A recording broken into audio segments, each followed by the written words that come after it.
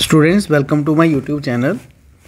ये कुछ क्वेश्चंस हैं चैप्टर 3 से, linear equation 2 variable class 10। Important questions हैं जो पेपर में आते हैं।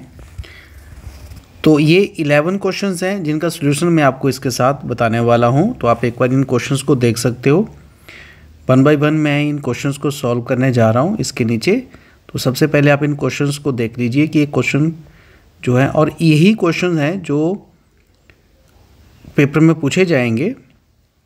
तो आप ये देख सकते हैं। पहला क्वेश्चन है कि on comparing the ratios a1/a2, b1/b2 and c1/c2 find out whether the line representing the given equation, जो इक्वेशन हमें दी हुई है 5x - 4y + 8 = 0 और 7x + 6y - 9 = 0। अब इसके दो पार्ट्स में मैंने इस क्वेश्चन को डिवाइड किया कि आपको बताना है कि ये जो लाइंस हैं ये इंटरसेक्टिंग एट ए पॉइंट है, पैरेलल है या कोइंसिडेंट है। सॉल्यूशन एक ही तरह का है दोनों का, सिर्फ उसका रिजल्ट हम चेंज करेंगे।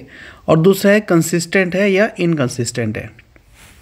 तो मैं रेशो फाइंड करनी है a1a2, b1b2 और c1c2 की रेशो। तो यहाँ पे अगर आप इसको कंपेयर करें स्टैंडर्ड फॉर्म के साथ, हमारे पास स्टैंडर्ड फॉर्म होती है x + by + c = 0। अब दो ही क्वेश्चंस हैं, तो पहले में a1, b1 और c1 बन जाएगा। दूसरी क्वेश्चन में a2, b2 और c2 बन जाएगा। तो अगर कोएफिशिएंट आप कंपेयर करो तो a1 हमारे पास आता है 5 और a2 है 7। तो a1/a2 हमारे पास बन जाएगा 5/7। सिमिलरली जो b1 है, b कोएफिशिएंट ऑफ y है, तो b1 बन जाएगा -4 और b2 बन जाएगा 6। तो b1/b2 आएगा -4/6। कटिंग करने के बाद 2 से कट जाएगा तो ये आएगा -2/3। c1c2 इसी तरह से आएगा हमारे पास 8/9। अब आप इन रेशो को कंपेयर करो तो a1/a2 और b1/b2 ये दोनों रेशो आपस में इक्वल नहीं है।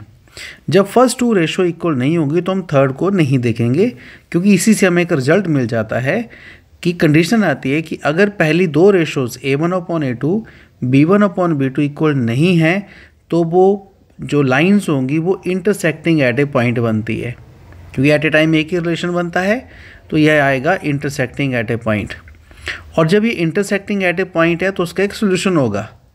जब दो लाइंस ऐसे आपस में कटेंगी, अगर हम एक्सिस ड्रॉ करें, ये एक्स एक्सिस है, ये वाई एक्सिस है, तो एक पॉइंट पे अगर दोनों लाइन करती यहाँ पे, तो यहाँ पे एक x और y की वैल्यू हमारे पास आएगी।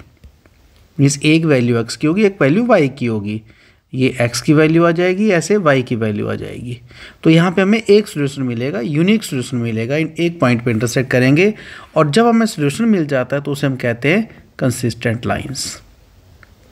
तो ये दो पार्ट हैं आपकी बुक में, लेकिन मैंने दोनों को एक साथ ही कवर कर दिया। तो सोल्यूशन जो होगा वो उसका यूनिक सोल्यूशन होगा, इंटरसेक्ट एट ए पॉइंट करेगा और लाइन जो है वो कंसिस्टेंट होगी। सेकंड क्वेश्चन है, ये मैंने लिया है कि x और y की वैल्यू फाइंड करनी है। इसे एलिमिनेशन मेथड से मैंने सॉल्व करने की कोशिश की है। तो क्वेश्चन है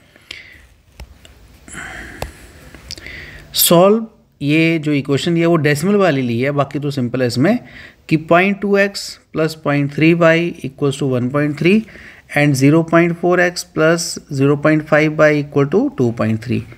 और इसको हमने लिया है सब्स्टिट्यूशन मेथड से, लेकिन मैंने इसको एलिमिनेशन मेथड से, कि आप कोई भी ले सकते हो इसमें मेथड। तो इसको हम सब्स्टिट्यूशन या एलिमिनेशन, तो मैंने इसको एलिमिनेशन से किया है, क्योंकि मोस्टली हम जो क्वेश्चंस करते हैं वो एलिमिनेशन मेथड से करते हैं। सब्स्टिट्यूशन जो है वो पूछी नहीं जाती, कोई भी मेथड से आप कर सकते हैं। पूछा हो तो आप उस मेथड से कर सकते हैं। तो सबसे पहले मैंने क्या किया इसमें कि डेसिमल को हटा दिया। तो डेसिमल को हटाएंगे जब यहाँ पे, तो डेसिमल के बाद सिर्फ एक पॉइंट है, तो ये बन गया 2/10। 0.3 जो है वो बन गया 3/10 और 1.3 जो है बन गया 13/10। अब डिनोमिनेटर में हमने क्या किया, ये एलसीएम ले लिया यहाँ पे इस साइड में। तो एलसीएम हमारे पास आ गया 10। तो न्यूमरेटर में बन गया 2x + 3y और दूसरी साइड है 13/10। 10 से 10 कट गया तो हमारे पास आ गया 2x + 3y = 13। ये डेसिमल हटाने का, इसको आप सीधा भी लिख सकते हो, सिर्फ मैंने एक कैलकुलेशन शो की है, अदरवाइज आप सीधा पहली इक्वेशन पे आ सकते हो। सिमिलरली अगर आप दूसरी इक्वेशन में देखें तो सेम यहाँ पे भी ए बी और सी जो है उनमें सिर्फ एक एक डेसिमल प्लेस है, तो सबका डेसिमल हटाने के बाद आपके पास सिंपल इक्वेशन बन जाएगी जो बनेगी 4x + 5y = 23। अब हमने इसको कर लिया एलिमिनेट। तो एलिमिनेशन में अगर आप देखो तो पहली इक्वेशन जो है इसको मैंने 2 से मल्टीप्लाई किया हुआ है। 2 से मल्टीप्लाई करने पे जो कोफिशिएंट ऑफ x में बराबर आ जाएंगे, इसमें कोफिशिएंट ऑफ x बराबर आ गए, तो मेरे पास बना ये 4x + 6y + 26 जो मैंने यहाँ पे इस इक्वेशन में लिखा हुआ है। एलिमिनेट किया तो हमने साइन बदल दिए, इनके साइन बदलने पे 4x के साथ 4x कट जाएगा, तो 6x - 5 = y रह जाएगा, और 26 में से 23 माइनस करेंगे तो 3 आएगा, तो y की वैल्यू 3 आ गई। अब इसको हमने सब्स्टिट्यूट करना है, तो सब्स्टिट्यूशन के लिए हमने फर्स्ट इक्वेशन को यूज़ किया, 2x + 3y = 13। तो यहाँ पे y की वैल्यू पुट की जो 3 है, तो इक्वेशन बनी 2x + 3 × 3 9 हो जाएगा = 13। अब ये 9 चला जाएगा दूसरी साइड पे, तो अगर 13 - 9 जो 4 आया, तो x = जो 2 है वो डिवाइड कर जाएगा इधर, तो x = 2 आया, तो x इसमें 2 है और y = 3 है। ये इसका आंसर है, x और y की वैल्यूज़ हैं। ये जो क्वेश्चन है ये बहुत बार जो है वो पूछा जाता है आपके, जब आपके स्कूल में एग्ज़ाम हुए होंगे तब भी टीचर ने ज़रूर आपको क्वेश्चन दिया होगा कि इसमें क्या क्वेश्चन में है कि आपको x और y की वैल्यू फाइंड करनी है। 2 इक्वेशंस आपको गिवन है, you have to find the value of x and y and hence find the value of m, जहाँ पे हमें कंडीशन दी हुई है कि y = mx + 3।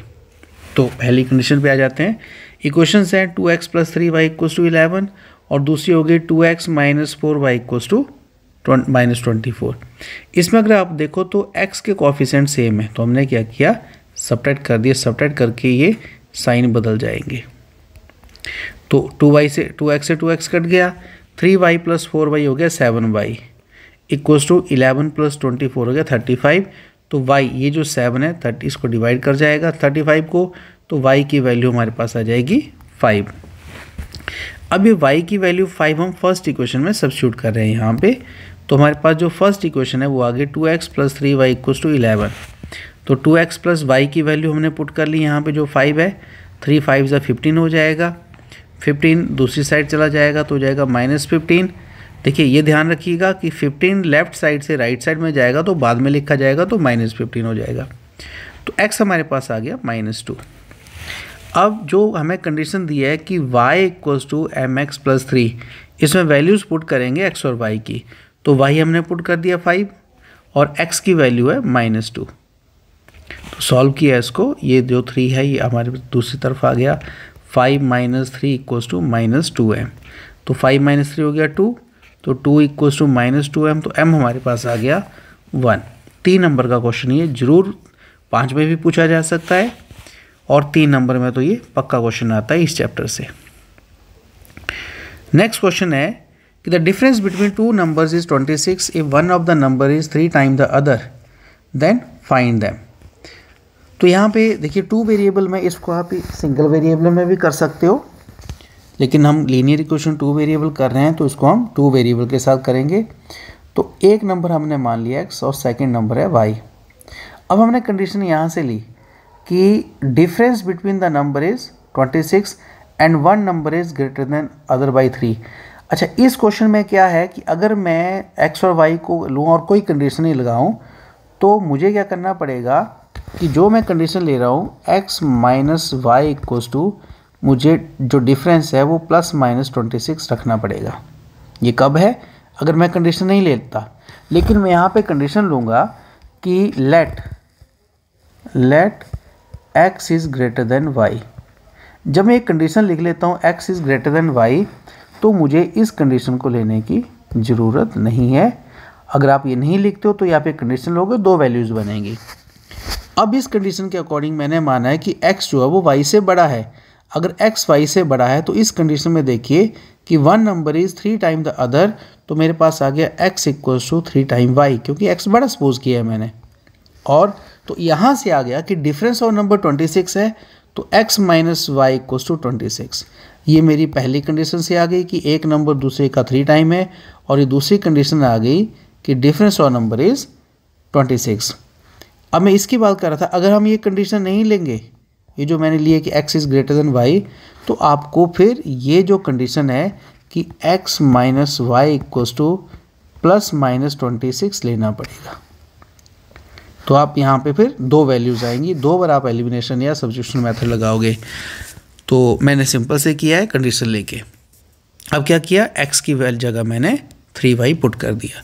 तो ये देखिए 3y माइनस वाई, इस इक्वेशन को हम लेके चल रहे हैं सेकेंड इक्वेशन को। 3y minus Y equals to 26, तो 2y इक्वल्स टू 26 आ गया, y आ गया 13, y 13 आ गया। तो मैंने यहाँ से इस इक्वेशन को उठा लिया, x इक्वल्स टू 3y, तो x इक्वल 3y, y की वैल्यू पुट कर दी 13। तो सेकेंड नंबर जो मेरे पास बन गया वो बन गया 39। मीन्स जो फर्स्ट नंबर है कि 1 नंबर मेरे पास आ गया 39, और जो सेकेंड नंबर है, सेकेंड नंबर बन गया y इक्वल्स टू 13। और अगर आप देखो यहाँ कंडीशन भी फुलफिल हो रही है कि एक नंबर 13 है, दूसरा 13 है, 3 टाइम्स है, और दोनों का डिफरेंस 26 है। डिफरेंस देखें तो वो 26 आएगा। तो इसका सलूशन था। नेक्स्ट क्वेश्चन है, ये क्वेश्चन है बहुत इंपॉर्टेंट क्वेश्चन है। ये भी मैंने क्वेश्चन चूज़ किए हैं जो मोस्टली टाइप ऑफ क्वेश्चन है और पेपर में पूछे जाते हैं। यहाँ पे लिखा है कि टैक्सी फेयर, टैक्सी चार्जेस जो हैं एक सिटी से दूसरी सिटी में फिक्स चार्ज है। उसमें क्या है कि फिक्स चार्ज है, और उसके बाद जो जितना डिस्टेंस कवर होगा उसके लिए अलग चार्जेस है। Means a taxi charges in a city consist of fix charge together with the charge for distance covered. For a distance of 10 kilometre the charges paid is 105, and for a journey of 15 kilometre charges paid is 155। What is the fix charge and charge per kilometre. तो हमने इन्हीं को suppose कर लेना है कि let fix charge is ₹x and charge per kilometre जो ₹y है। अब 10 किलोमीटर के लिए, जो इसने बोला कि फर्स्ट कंडीशन है 10 किलोमीटर के लिए, क्योंकि फिक्स चार्ज है x, तो ये हो जाएगा x प्लस 10y, क्योंकि चार्ज कितना डिस्टेंस कवर किया, 10 किलोमीटर कवर किया, और पर किलोमीटर वो y रुपये पे करेगा। तो इक्वेशन बन गई x plus 10y, means fix charge plus charge per kilometre equals to 105। और दूसरा है 15 किलोमीटर के लिए x plus 15y equals to 155। ये दो कंडीशन बन गई हैं। अब इन इक्वेशंस को दोनों को लिख लिया, पहली इक्वेशन और दूसरी इक्वेशन। इसमें x के कोफिशिएंट देखिए सेम है, तो हमने क्या कर दिया, इसको सब्ट्रैक्ट कर दिया दोनों को, x कट गया। एलिमिनेशन का मतलब ये होता है कि एक वेरिएबल को हम एलिमिनेट कर देंगे और दूसरे की वैल्यू फाइंड करेंगे। 10y माइनस 15y हो गया -5y इक्वल्स टू, दोनों को इधर सब्ट्रैक्ट किया तो -50 आ गया, ये कट गया तो y इक्वल्स टू 10। तो y की वैल्यू हमारे पास आ गई 10। मीन्स जो हमारे पास है चार्ज पर किलोमीटर जो है वो है ₹10। अब पहली कंडीशन में हमें वैल्यू पुट कर दी, इसी क्वेश्चन में हमने यहाँ पे ले आए, वैल्यू पुट कर दी y की 10, तो हमारे पास हो गया x plus 10y equals to 105, x plus 100, 10 times 100 हो जाएगा इक्वल्स टू 105, तो x हमारे पास आ गया 5। ये हो गया फिक्स चार्ज। जैसे आप कभी भी, आजकल तो बड़ा सिस्टम चला है ओला बुक करने का ना, तो वहाँ पे उनका एक फ़िक्स चार्ज होता है कि वो चार्ज लगेगा, बाकी जितने भी चार्जेस हैं वो डिस्टेंस कवर पे लगेंगे। अब उसने कहा था कि how much does a person have to pay for travelling a distance of 25 kilometre. 25 kilometre के लिए वो कितना पे करेगा। तो 25 को हमने अब पे देखना है कि 25 पे वो कितना रेंट पे करेगा। 25 की कंडीशन बनेगी x means fix charge plus distance पर किलोमीटर, तो चार्ज पर किलोमीटर, तो ये x प्लस 25y। अब जो x है वो 5 है प्लस 25 और y की वैल्यू होगी 10, तो 25 इंटू 10 हो गया 250, 250 प्लस 5 255 रुपीज़ वो 25 किलोमीटर के लिए पे करेगा इस हिसाब से। नेक्स्ट क्वेश्चन आ गया, हाँ ये भी, अब ये फ्रैक्शंस पे आ गया। तो फ्रैक्शन के बहुत सारे 2 या 3 क्वेश्चन है आपके बुक में, तो ये इसी तरह से बनेंगे कंडीशन जो हैं। अब क्वेश्चन क्या है, a fraction become 9/11 if 2 is added to both numerator and denominator and if 3 is added to both numerator denominator the fraction become 5/6, find the fraction. तो आपको पता है फ्रैक्शन में होता है एक न्यूमिनेटर होता है और एक डिनोमिनेटर होता है। तो हमने सपोज कर लिया कि let numerator is x and denominator equals to y, तो जो फ्रैक्शन बनेगा फ्रैक्शन विल बी x/y। अब पहली कंडीशन आ गई कि if 2 is added to both numerator and denominator,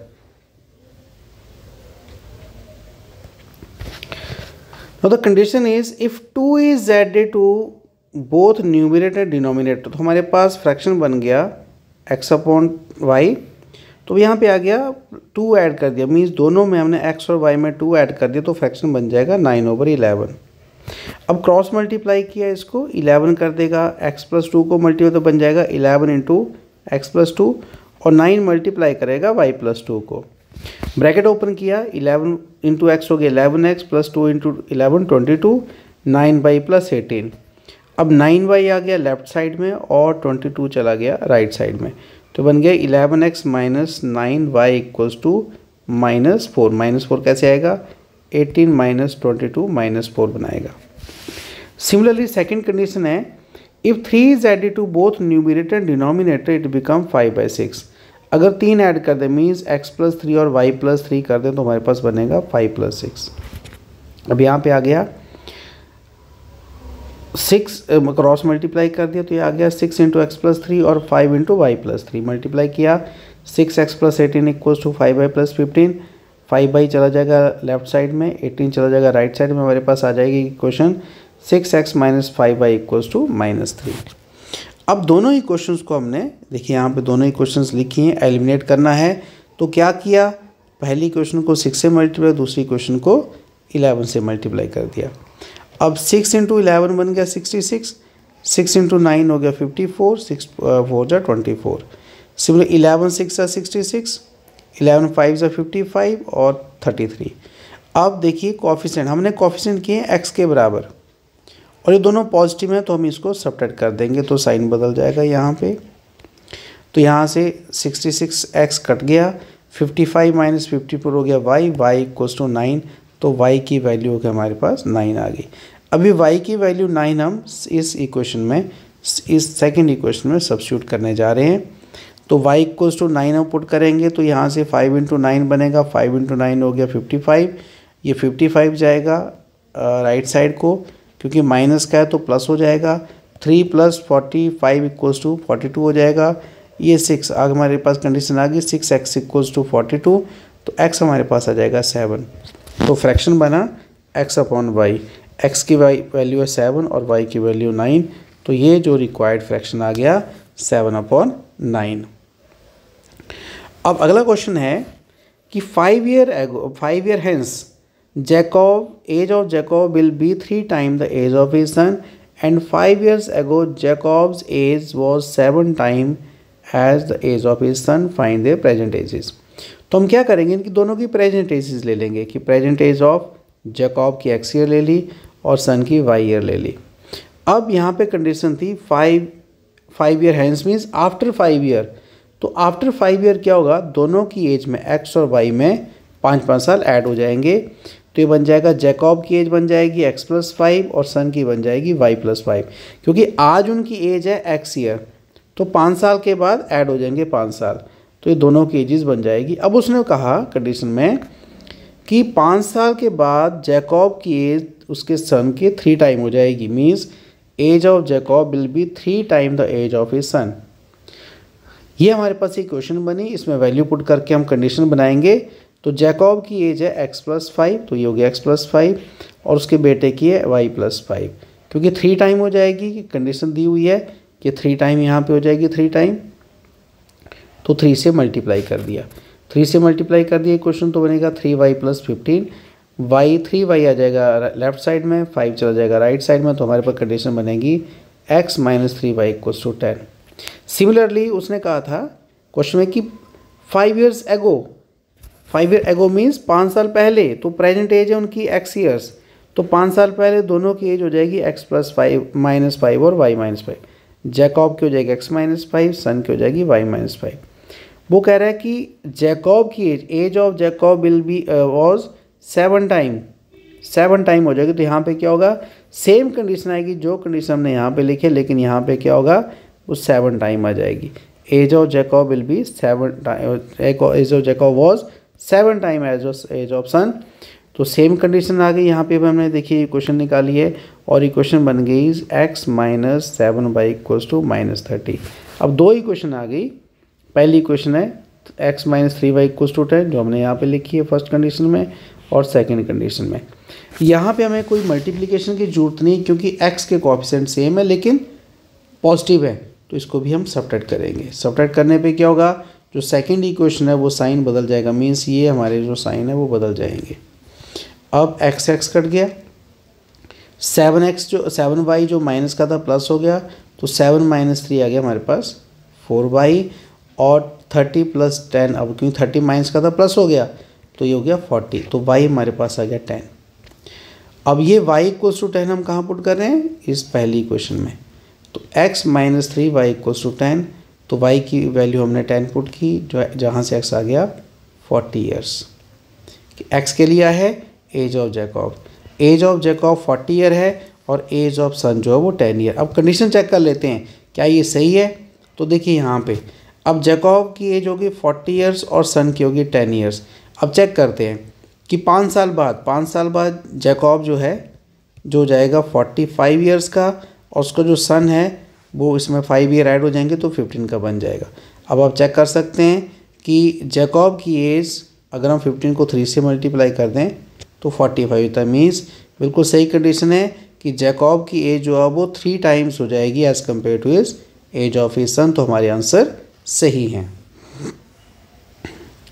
अगला क्वेश्चन है ये नूरी और सोनू का, बहुत इंपॉर्टेंट क्वेश्चन है। ये भी वैसा ही है जो पिछला क्वेश्चन हमने किया था कि 5 years ago Nuri was thrice as old as Sonu. तो हमने यहाँ पे भी उनकी प्रेजेंट एजेस दोनों की ले ली, नूरी की होगी x और सोनू की होगी y। अब उसने बोला 5 years ago, तो 5 years ago क्या हो जाएगा, x माइनस 5 और y माइनस 5। उसने भी सेम कहा, ये 3 टाइम हो जाएगी। Means age of Nuri is 3 time the age of Sonu. तो कंडीशन हमने ले ली, यहाँ से हमारे पास कंडीशन आ गई x minus 3y equals to 10। आगे उसने बोला है कि 10 ईयर लेटर क्या हो जाएंगे एजेस, मीन्स आज से 10 साल बाद उनकी एजेस हो जाएंगी नूरी की x प्लस 10 और सोनू की y प्लस 10। वो कितनी हो जाएगी, ट्वाइस हो जाए। Noori will be twice age of Sonu, तो कंडीशन लिख दी कि age of Noori equals to twice the age of Sonu. तो सेम कंडीशंस पे हमने इक्वेशन बनाई, तो हमारे पास इक्वेशन आ गई x minus 2y equals to 10। अब दोनों इक्वेशंस को हमने एलिमिनेट कर दिया, पहली इक्वेशन और दूसरी इक्वेशन। एक हो गई 2x minus 3y equals to 10, दूसरी हो गई x minus 3y equals to -10। x के कोएफिशिएंट सेम है, डिफरेंस है क्योंकि पॉजिटिव ही है, तो दोनों को हमने सब्ट्रैक्ट कर दिया जैसे किया था, साइन बदल दी, x कट गया, 3y माइनस 2y हो गया y, और 10 प्लस 10 हो गया 20। मीन्स y 20 आ गया। y 20 हमने इसी इक्वेशन में सेकेंड इक्वेशन में पुट किया, तो x हमारे पास 50 आ गया। तो 50 कौन है, x मीन्स नूरी। तो नूरी की जो प्रेजेंट एज है वो है 20 और सोनू की प्रेजेंट एज है नूरी की 50 और सोनू की 20 आ गई। क्रॉस चेक कर लेते हैं। उसने कहा 10 साल के बाद अगर आप देखें तो नूरी की जो एज है वो जाएगी 60 ईयर और सोनू की हो जाएगी 30। तो उसने क्या बोला था, वो 2 टाइम है। तो बिल्कुल सही बात है, 2 टाइम है। अगर 30 को 2 से मल्टीप्लाई करेंगे तो 60 आ जाएगा, बिल्कुल सही आंसर है। ये टाइप ऑफ क्वेश्चन लिया है सम ऑफ डिजिट्स का, कि द सम ऑफ डिजिट और 2 digit number is 9 if 9 times of this number also 9 times this number is twice the number obtained by reversing the order of digit.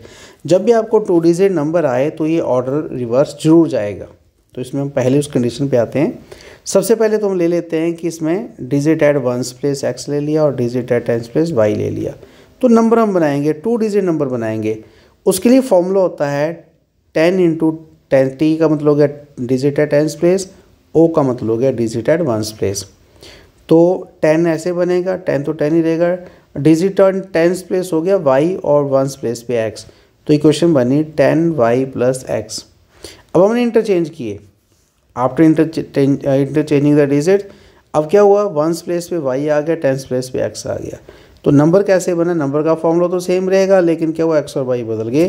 तो interchange करने पे ये से हम कहेंगे न्यू नंबर और इसे कहेंगे हम ओल्ड नंबर, ठीक है। तो ये बन गया हमारे पास 10x प्लस वाई। अब उसने बोला कि 9 टाइम ऑफ जो ओल्ड नंबर है equals to twice the new number. Condition बनी कि 9 time of old number equals to 2 times the new number. ये कंडीशन है कि जो हमारे पास नंबर है उसका हम 9 टाइम करेंगे तो वो ट्वाइस हो जाएगा अगर हम उसके डिजिट रिवर्स कर देते हैं। तो रिवर्स करके हमें न्यू नंबर बनाया, वैल्यूज़ पुट कर दी। 9 into 10y plus X equals to 2 into 10x plus Y. हमने मल्टीप्लाई किया, 9 10 90y हो गया plus 9x equals to 20x plus 2y। अब क्या किया, हम y को ले आए। वैसे आप x को ले सकते, मैं y को लेके आ रहा हूँ और x को लेके हम दूसरी साइड में। तो मेरे पास कंडीशन बनी 90y minus 2y equals to 20 minus 9x, 88y equals to 11x। अब आप देखो यहाँ पे, तो यहाँ पे आ जाएगा x equals to 88 over 11 into Y, तो कट जाएगा तो 8y। तो x किसके बराबर हो गया, 8y के बराबर। अब दूसरी कंडीशन दी थी कि सम ऑफ डिजिट कितना है, 9 है। तो यहाँ से हमारे पास आ गई कि x plus Y, sum of digit 9 means x और y इक्वल्स टू 9 हो गया। x की वैल्यू मैंने यहाँ से पुट कर ली 8y, तो ये हो गया 9y इक्वल्स टू 9, तो y की वैल्यू आ गई 1। अगर y की वैल्यू 1 है तो यहाँ से मेरे पास आ जाएगा इस इक्वेशन से कि x इक्वल्स टू 8y, तो x इक्वल्स टू 8 हो गया। तो digit at ones place x है और digit at tens place y है। तो x मेरे पास हो गया 8 और y हो गया मेरे पास 10। तो अब सीधी सी यहाँ से भी निकाल सकते हैं टेंस प्लेस पे। जैसे हम लिखते हैं कोई भी डिजिट टेंस और वंस प्लेस लिखते हैं, टेंस प्लेस पे 1 है और वंस प्लेस 8 है, तो नंबर बनेगा 18, तो नंबर हो गया 18। अगर हम डिजिट को रिवर्स करते हैं तो ये बन जाता है 81। और दोनों का अगर हम अगर उसने बोला क्या कहा है ये कि 9 टाइम ऑफ ओल्ड नंबर, अगर आप चेक कर लो कि 18 का 9 टाइम निकालो, 18 का 9 टाइम और 81 का ट्वाइस, अगर ये आएगा तो सही आएगा। 9 8 जा 72 होता है, 9 8 जा 9 1 जा 9 और 9 पर 7 हो गया 162 और दूसरे 162, तो बिल्कुल सही है कि ये जो कंडीशन है वो बिल्कुल सही आ रही है। तो ये इस तरह से आप अपना आंसर भी चेक कर सकते हो। उसके बाद है ये क्वेश्चन, मनी का क्वेश्चन है कि Meera went to a bank to withdraw 2000 rupees. She asked the cashier to give 50 rupees and 10 rupees note and Meena got only 25 notes at all. तो आपको बताना है कि उसमें 50 रुपीज़ और 100 रुपीज़ वाले नोट कितने हैं। तो हम ये सपोज करते हैं कि जो 50 रुपीज़ वाले नोट है वो x है और 100 रुपीज़ वाले नोट जो है, क्योंकि देखो टोटल नंबर ऑफ नोट्स हैं 25। अगर हम x 50 वाले x मान लिए तो 100 वाले कितने हो गए, 25 माइनस x हो गए। अब इस क्वेश्चन में सबसे ज़रूरी है आपको वैल्यू फाइंड करनी, क्योंकि हमें जो टोटल अमाउंट है वो 2000 है। तो हम निकालेंगे कि वैल्यू बाय 50 रुपीज़ नोट। तो क्या करेंगे, 50 को x से मल्टीप्लाई कर देंगे, वैल्यू बन जाएगी 50 वाली। 100 के लिए वैल्यू बनेगी, 100 को नंबर ऑफ नोट से हम मल्टीप्लाई कर देंगे 25 माइनस x को, तो ये बन जाएगा 100 इंटू 25 माइनस x। मल्टीप्लाई किया 2500 माइनस 100x। अब क्या किया, इन दोनों को ऐड करके टोटल अमाउंट निकाला। तो ये निकाला total amount 2500 minus 100x plus 50x। तो हमारे पास बन गया 2500 माइनस 50x। यह total amount in the term of x।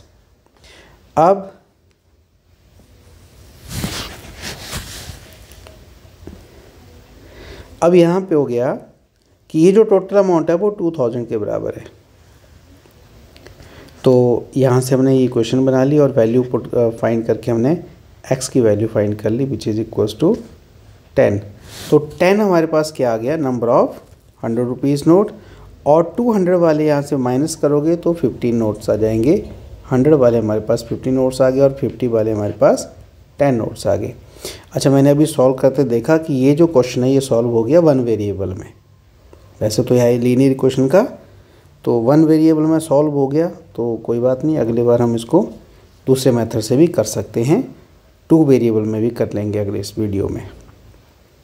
अभी बाई चांस हो गया तो सॉल्यूशन निकल चुका है इसका।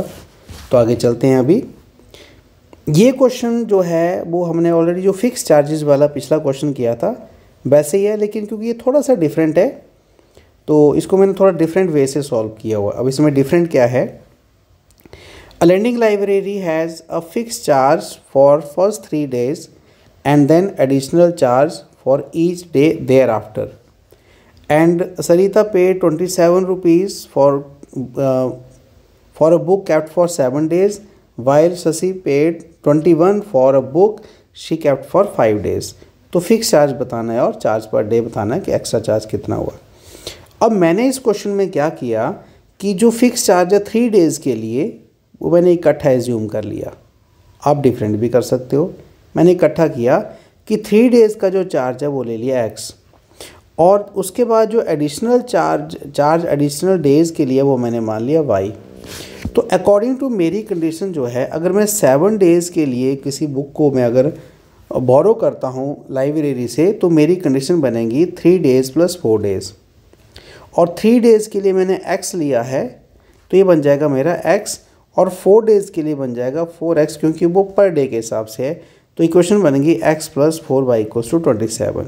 सिमिलरली 5 days के लिए कैसे बनेगा कि 3 days, क्योंकि मैंने 3 दिन का इकट्ठा एज्यूम कर लिया, तो 3 days का इकट्ठा आएगा और जो 2 दिन बच के उनको मुझे एक्स्ट्रा पर डे पे करना पड़ेगा।